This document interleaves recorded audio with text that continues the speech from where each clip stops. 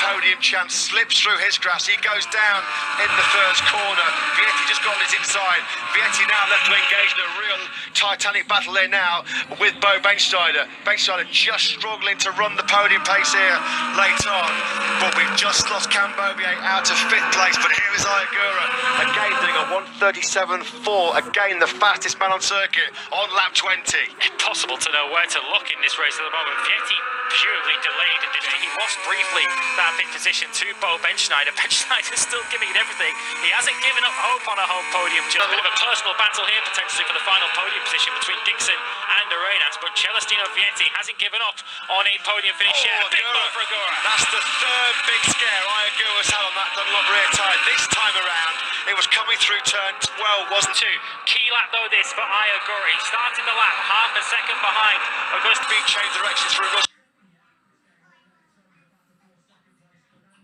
In 2nd place.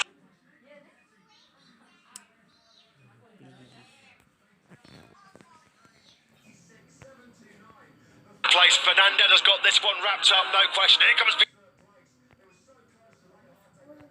Augusto Fernandez.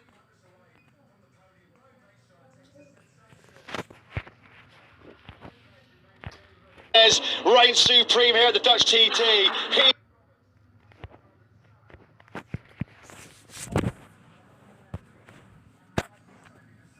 To almost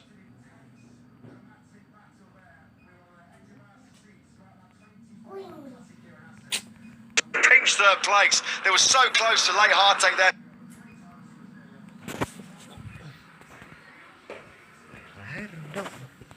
Top 10. The Dutch